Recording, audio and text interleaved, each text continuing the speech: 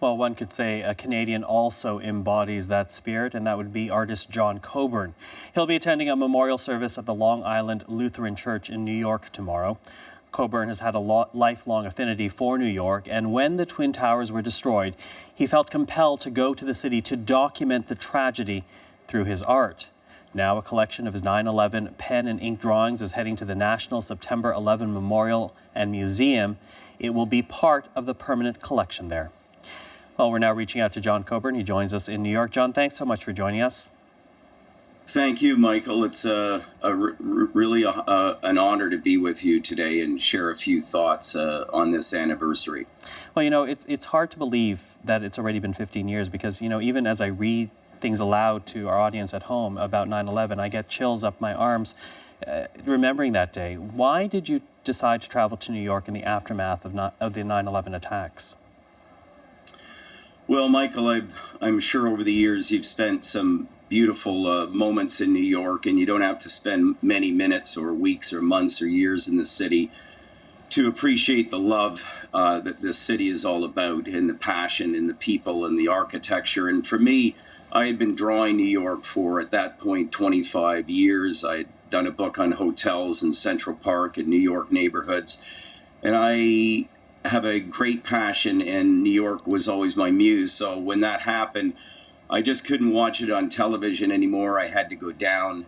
I was waking up at night almost feeling completely numb from the neck down, and it was a very physical sensation of sorrow in my own little, so for my own little vigil, I needed to go down.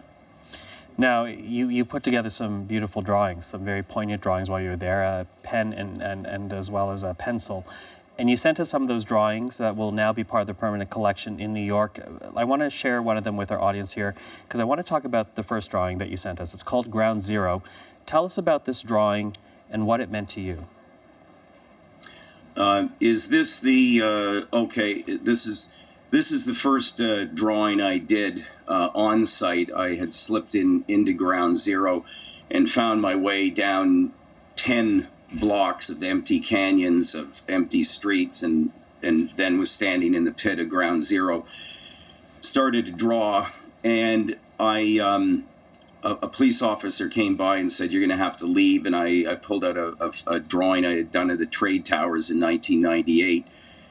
And he looked at that and he said, "You know what, you do what you need to do," and walked away. And then shortly after that, the drawing you're looking at in the bottom corner is an electrician I met named Jim Brodeur, who came up to me and appreciated that there was some guy sitting there drawing what was too hard to put into words. And he shared with me that he had lost 16 fellow workers, 16 fellow electricians that day.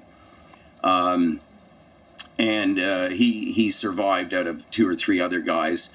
And, you know, he was the first person I stared into the eyes of who had lost so many fellow friends and associates. And you only have to feel that for about 3 seconds to make you realize that anything that you might be able to do that might help a little bit is worth it. Now, I'm going to show a second picture here, John. It's called St. Paul's Chapel. And again, another poignant image of what you drew in the weeks following 9/11. And I have a couple of questions for you. One, the fact that both these drawings have singed edges. What was the significance of that? And two, obviously this is still really hard for you to talk about. I can see the emotion in your face when you describe the moments of drawing these images down around the 9/11 site. Yes, it is extraordinary how close those emotions sit. And especially when you get back down to New York and you start meeting people at firehouses and various places around the city that I had gone and drawn in the first place. And again, the feeling and the sorrow that you feel when you speak to somebody that has lost a loved one, it's such a special moment that you share with them. And as hard and as awful as and sad as it is, in that little conversation, somehow some love comes out of it. As the chaplain said, you know, when you're speaking to people, as hard as it may be, ask them something that might help someone get out of bed the next day. And so with these drawings, adjacent to these drawings in the book are these quotes that people shared with me.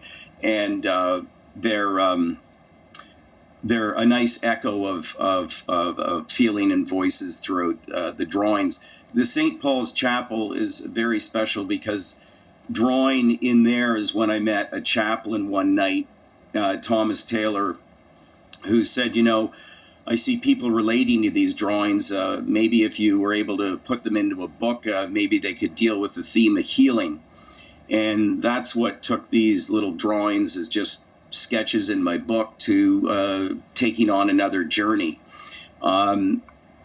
5 years after this project was done and this book was sent out to the families, you mentioned the flame, the burnt edges. I had a studio fire in 2006 at Dovercourt in Westmoreland in Toronto, and the whole building burnt down. And the only art the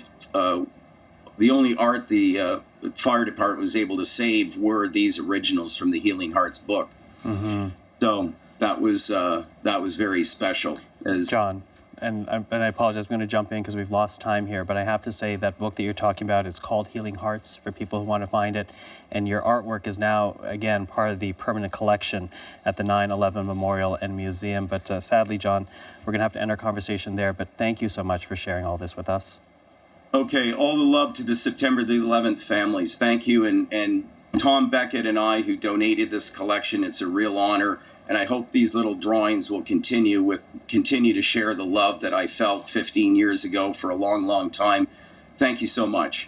Thank you, John. Take care. That is Canadian artist John Coburn in New York.